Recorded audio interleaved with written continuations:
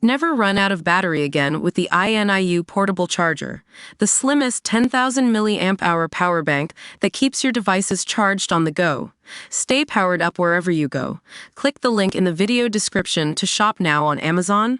Assisted dying should not be rushed. MP defends delay. The Labour MP behind the assisted dying bill has vowed to hold the government's feet to the fire to ensure it is introduced as quickly as is practicable and safe if her bill passes into law.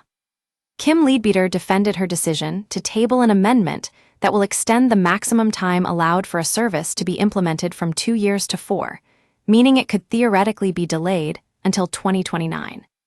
The move came under fire from both opponents, who said the time needed showed the law was too complex to be safely introduced, and supporters who wanted it done sooner. However, MS Leadbeater stressed that 4 years was only a backstop, and the service could be available earlier. Don't miss, a tiny island has shown Westminster the way forward on assisted dying latest. Speaking during the debate, the Spen Valley MP said, "It should not be seen as the desired outcome, but as a form of prevention. This is not a process that should be rushed. If this bill passes and receives royal assent, we will hold the government's feet to the fire to ensure that its provisions are put in place as quickly as is practicable and safe to do so." The committee stage of the terminally ill adults' end of life bill concluded in the early hours on Wednesday after 29 sessions. MPs who both support and oppose the legislation considered almost 600 amendments and took evidence from witnesses including doctors, lawyers, and those with heartbreaking personal experiences.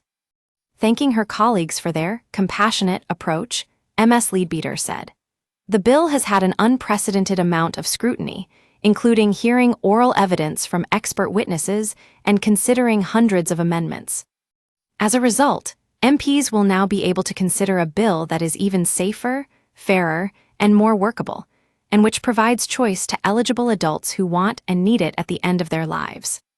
The campaign to legalize assisted dying for terminally ill adults who have less than 6 months to live is backed by the express Give Us Our Last Rights crusade. Don't miss, first part of British Isles to legalize assisted dying after landmark vote latest. We use your sign-up to provide content in ways you've consented to and to improve our understanding of you. This may include adverts from us and third parties based on our understanding. You can unsubscribe at any time. Read our privacy policy. Key changes made by the committee include swapping the requirement for assisted dying cases to be reviewed by the High Court for a multidisciplinary panel that will include lawyers, social workers, and psychiatrists, overseen by a voluntary assisted dying commission.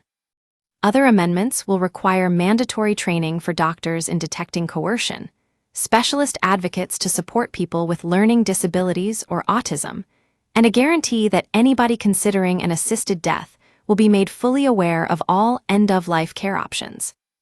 MS Leadbeater added, "We are not removing judges from this process. Rather, we are adding the expertise and experience of psychiatrists and social workers to provide extra protections in the areas of assessing mental capacity and detecting coercion while retaining judicial oversight. We've made what was already the strongest assisted dying legislation anywhere in the world even safer and more robust." Campaigners, including terminally ill mum Sophie Blake, met with MPs on the final day of the committee. MS Blake, who has secondary breast cancer, said, "This committee process has shown what it means to put dying people at the heart of lawmaking. For once, we are not just being spoken about, but truly considered. I'm grateful to Kim and the committee for putting the suffering of terminally ill people and our families at the center of this debate."